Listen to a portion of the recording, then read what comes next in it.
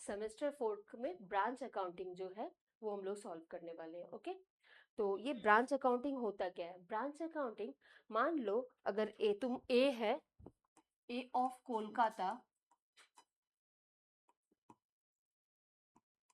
उसका ब्रांच है B of Bombay, से पुराना वाला बॉम्बे। ओके, वो कोलकाता में उसका हेड ऑफिस है, हेड ऑफिस एचओ, और ये हमारा क्या है? ब्रांच। अब क्या होता है, हेड ऑफिस के अपने अकाउंट्स होते हैं। ओके, जैसे कि वो क्या करेंगे, जर्नल्स पास करेंगे अपने अकाउंट्स के लिए।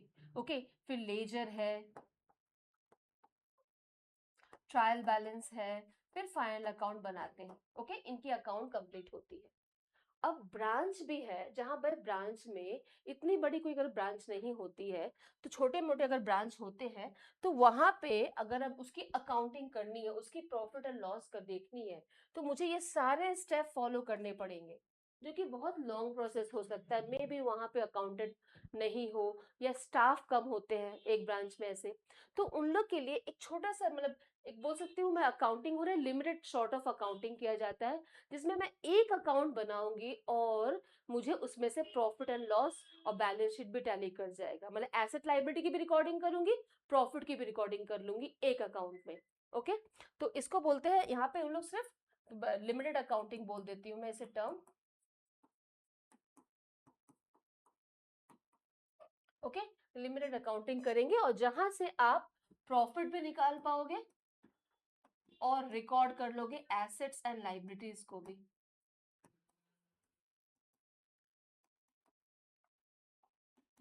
क्लियर?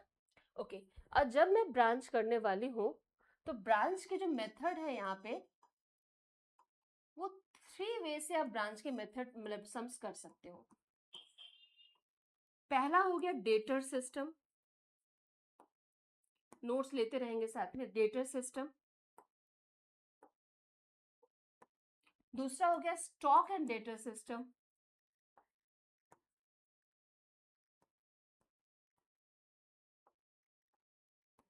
एंड थर्ड हो गया फाइनल अकाउंट मेथड।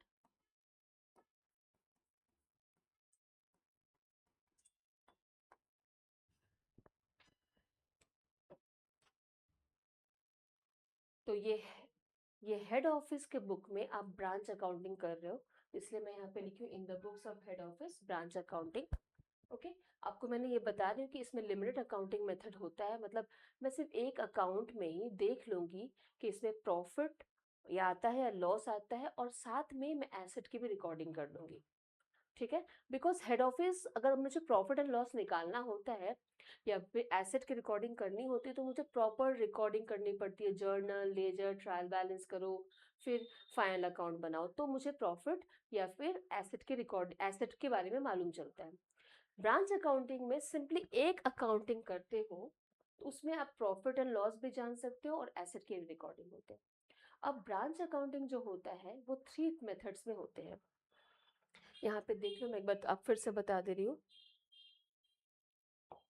ये रहा ब्रांच अकाउंटिंग में, डेटर सिस्टम है, स्टॉक एंड डेटर सिस्टम है, एंड फाइनल अकाउंट। ओके, पहला हम लोग डेटर सिस्टम मेथड पे कर रहे हैं सम्स को।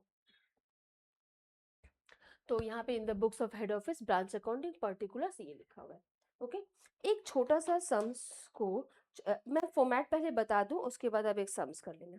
तो क्या करना पड़ता है इसमें, सबसे पहले मैं इस साइड में जो भी मेरे पास ओपनिंग बैलेंस ऑफ एसेट्स है, opening balance, okay, opening balance of assets है वो लिखूंगी।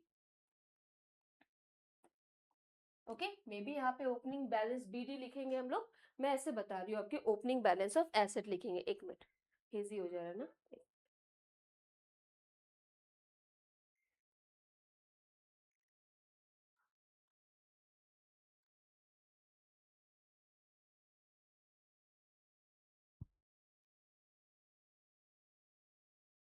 ठीक है अभी, तो यहाँ पे मैं क्या लिखने वाली हूँ, वाली opening balance of asset.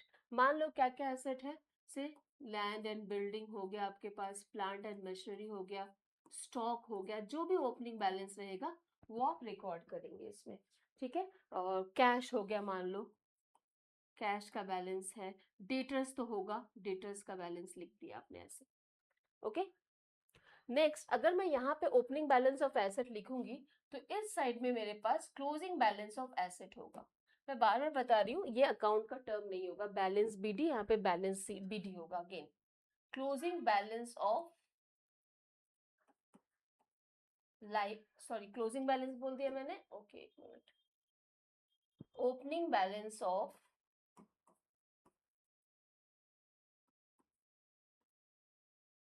Liabilities होगी। ओके, मान लो क्रेडिटर्स है, ओके, आउटस्टैंडिंग एक्सपेंसेस हो सकते हैं, मैंने एक इजी के लिए यहाँ पे सिर्फ क्रेडिटर्स को रखा है। ओके ओके, नेक्स्ट जो होगा, ये जो हेड ऑफिस है, हेड ऑफिस जो है वो ब्रांच के लिए कुछ पेमेंट भी करेगा। अगर अगर ब्रांच को कुछ पेमेंट करता है तो कैसे रिकॉर्डिंग करेंगे, यहाँ पे मैं लिखने वाली हूँ टू हेड ऑफिस बैंक। जो भी हेड ऑफिस का बैंक होगा वो अकाउंट लिखेंगे और उसके अंदर में जो सारे एक्सपेंसेस ब्रांच के लिए दिए गए हैं वो रिकॉर्डिंग कर लेंगे। मान लो जो ब्रांच का रेंट है वो पे कर रहा है हेड ऑफिस, तो रेंट अकाउंट लिख दिया। ठीक है, ओके, क्लियर है यहाँ तक आप लोग को? प्लीज एवरीवन बोलो हेलो।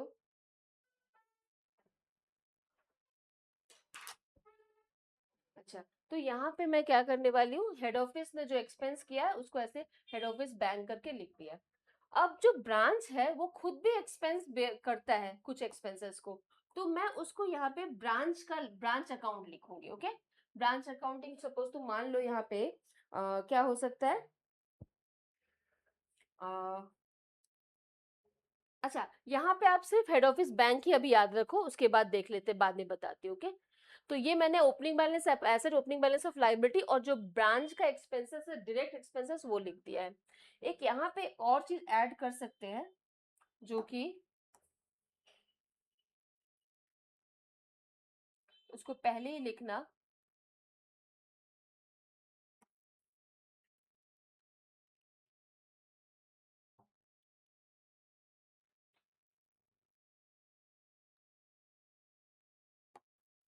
वो लिखूंगी जो मैं ब्रांच को गुड्स को सेंड करती हूँ वो लिखना है। आपने ना जो कंसाइनमेंट किया है उससे बहुत सिमिलर लगेगा, तो मैं यहाँ लिखूंगी goods send to branch.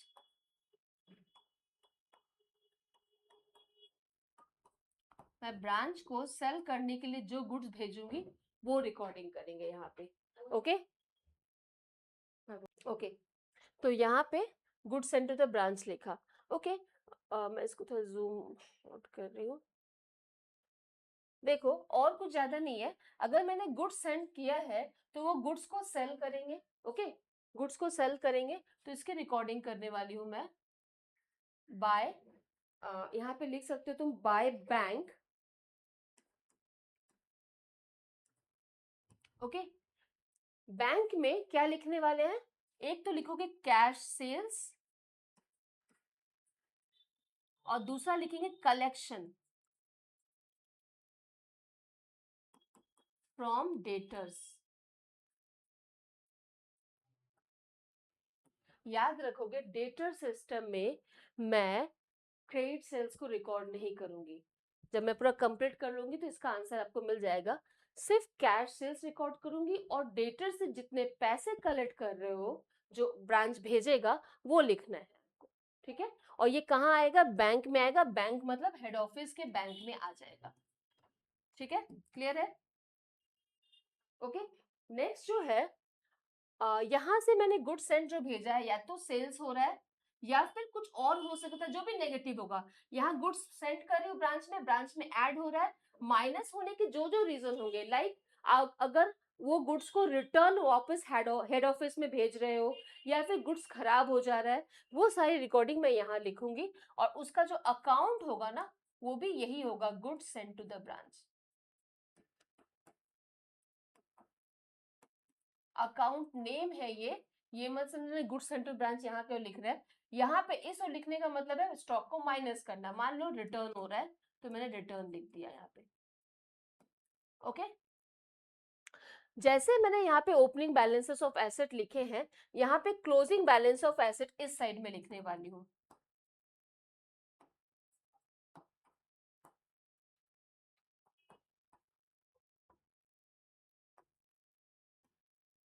Okay, land and building, plant and machinery, stock,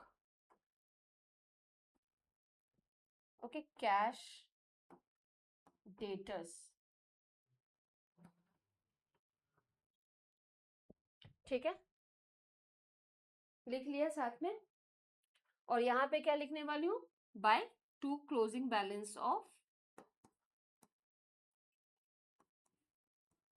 liabilities. यहाँ पे क्रेडिटर्स था, क्रेडिटर्स, ठीक है, मतलब टू बैलेंस सीडी होगा, by balance CD, to balance CD, done. अब जब मैं इसकी बैलेंसिंग करने वाली हूं तो मेरे पास प्रॉफिट आ जाएगा टू जनरल पीएल अकाउंट। अगर इस साइड बैलेंसिंग हुई तो प्रॉफिट, इस साइड बैलेंस हुई तो लॉस। ओके, अब इसे सम्स को मैं अमाउंट्स के साथ सीख लेते हैं, समझते हैं इसको। ओके,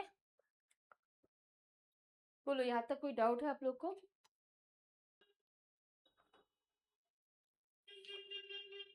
याद रखना, जो जो ओपनिंग बैलेंसेस लिखूंगी उसके क्लोजिंग बैलेंस को चेक कर लेना, होना ही चाहिए। अब यहाँ पे देखो, मैंने कुछ भी एक्सपेंसेस शो नहीं किए वैसे एज सच, तो फिर भी हमारा प्रॉफिट एंड लॉस आ जाएगा। कैसे? मान लो यहाँ पे और क्या एक्सपेंसेस हो सकते थे, लाइक बैड डेट हो गया, ओके, डेटा से जो भी रिलेटेड होगा एक्सपेंसेस। यहाँ पे देखो, डेटर्स अगर ओपनिंग बैलेंस कुछ रहेगा और मैं क्लोजिंग बैलेंस यहाँ लिख रही हूँ, जो भी बैलेंसिंग फिगर जो बचेगा वो एक्सपेंस ही हो जा रहा है, तो मैं विदाउट एक्सपेंस लिखे भी मैं ये कंप्लीट कर सकती हूँ। से मान लो ना, आप यहाँ पे डेटर्स जो है वो 10,000 था, ओके, और अभी डेटर्स जो है वो 8K हो गया, तो मैं मान लूंगी ना 2K जो है उसके रिलेटेड एक्सपेंस था, जो कि मैं यही शो करूंगी। देखो 10 माइनस 8, 2K यहाँ आ गया।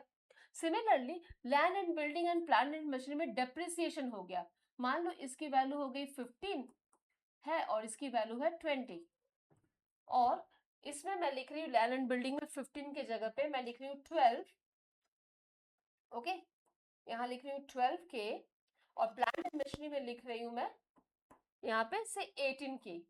तो समझ में आया? इन दोनों में मैंने क्या किया, इसमें 3000 और इसमें 2000 मैंने डेप्रिसिएशन चार्ज किया है। तो ऐसे एसेट का बैलेंसिंग फिगर जब मैं लिखूंगी तो मेरा एक्सपेंसेस ऑटोमेटिकली रिकॉर्डिंग भी हो जा रहा है, ओके, और इससे मेरा रिजल्ट जो है प्रॉफिट सही आ जा रहा है। तो एक अमाउंट लिखना शुरू करो, जो एक सम्स का है, फटाफट कॉपी करेंगे, क्वेश्चन लिखना शुरू करो आप लोग दोनों ही। ओके, ओपनिंग बैलेंसेस लिखो, स्टॉक एट ब्रांच 37,500,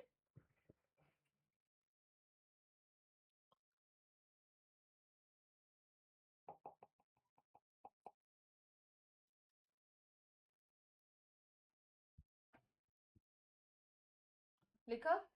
उसके बाद लिखो डेटर्स एट ब्रांच 75,000,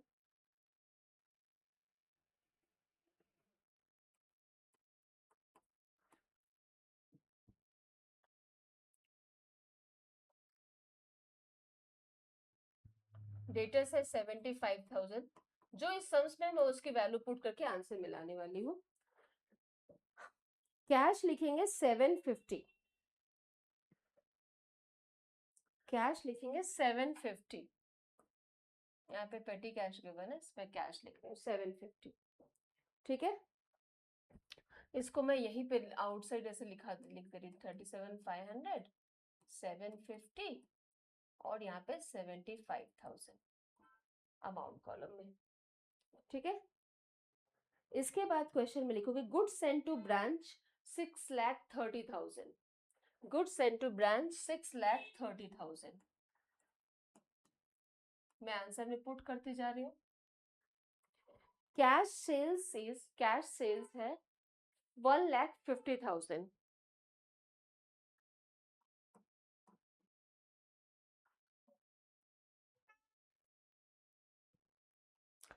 फिर लिखा हुआ है कैश रिसीव्ड फ्रॉम डेटर्स 5,25,000, तो ये कलेक्शन में लिख दूं, cash received from debtor is 5,25,000.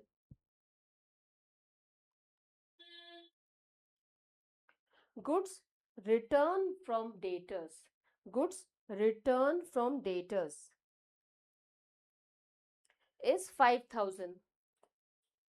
Goods return from debtor is 5,000. Okay, याद रखोगे ये वाली रिकॉर्डिंग ब्रांच अकाउंटिंग में नहीं होगी. जो रिटर्न मैंने लिखा है वो ब्रांच हेड ऑफिस को ट्रांसफर करेगा. डेटर से कुछ हो रहा है तो डेटर्स वाला जो रिकॉर्डिंग है वो अपने पास वो खुद रखेगा. और हमने तो opening and closing debtors balance लिखने हैं. तो डेटर्स अगर ट्रांसफर कर रहा है, ब्रांच को कुछ दे रहा है रिटर्न में, वो नहीं लिखना है. अगर कोई डेटर्स डायरेक्टली वो हेड ऑफिस को रिटर्न कर रहा है तो मैं रिटर्न में लिखूंगी, अदरवाइज नहीं. डायरेक्ट हेड ऑफिस में रिटर्न होना चाहिए, अदरवाइज रिकॉर्डिंग नहीं करेंगे. तो यहाँ पे लिखा हुआ है, यहाँ पे लिखा हुआ है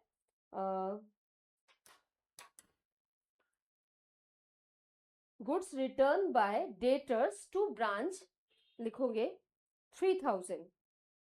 इसकी रिकॉर्डिंग नहीं करेंगे. उसके बाद लिखो गुड्स रिटर्न बाय ब्रांच 5,000. इसकी रिकॉर्डिंग करनी है. हाँ हाँ ठीक है. ओके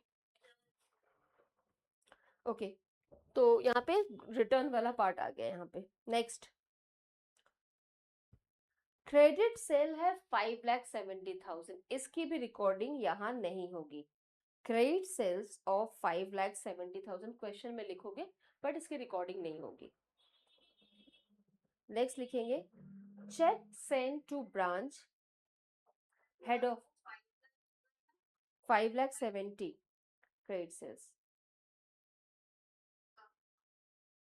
फिर लिखेंगे आप चेक सेंड टू ब्रांच है, क्वेश्चन लिख रहे हो ना, सैलरीज है, rent and taxes and cash है. ओके एक काम करेंगे, ये वाला चेक जो सेंड कर रहे हैं फॉर सैलरी रेंट्स, ये वाले मैं यहाँ पे लिख दूंगी सैलरीज रेंट के लिए. ओके और कुछ एक्सपेंसेस के लिए कर रहे हैं तो ये अमाउंट तीनों लिखेंगे अदर एक्सपेंसेस मिलाकर. ऐड करो सैलरी रेंट, सैलरीज है 22,500. कैलकुलेटर पे ऐड करना. सैलरी है 22,500.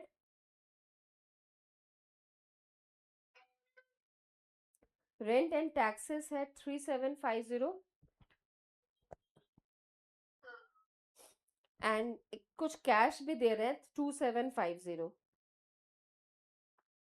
यहाँ पे पेटी कैश भी दे रहे हैं. हाँ कैश भेज रहे हैं.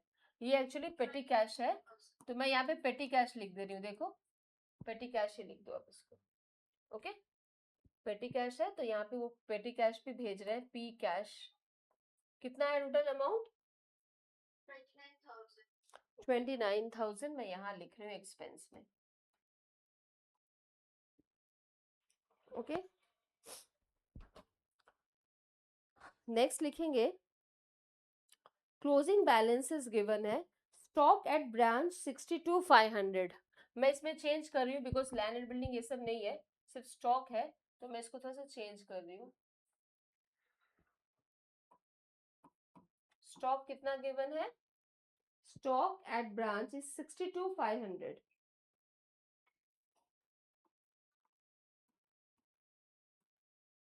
ओके नेक्स्ट बोला गया डेटर्स एट ब्रांच 1,20,000.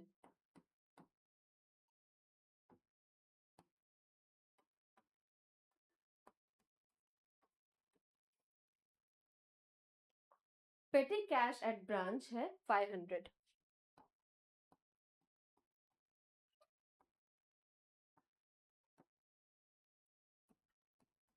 मतलब बाकी जो अमाउंट था ना 750 पेटी कैश था पहले, फिर पेटी कैश के लिए और भी अमाउंट भेजा है, एक्सपेंस वगैरह हो गए, पेटी कैश 500 रिकॉर्डिंग है. ओके मैं यहाँ से लैंड एंड बिल्डिंग की जरूरत नहीं है, नील लिख दिया मैंने, है ही नहीं, कुछ नहीं था. नेक्स्ट पॉइंट और कुछ सम्स में है भी नहीं. ओके तो मैं इसको कंप्लीट करूंगी. इसको ऐड कीजिएगा और बैलेंसिंग फिगर देखिए यहाँ क्या आता है, ऐड करेंगे आप.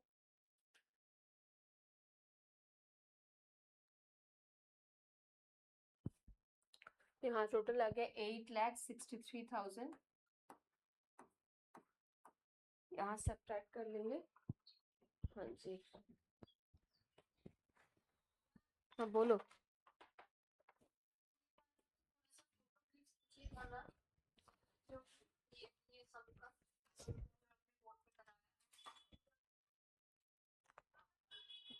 अच्छा, ये सेमेस्टर 4 है ना आपका?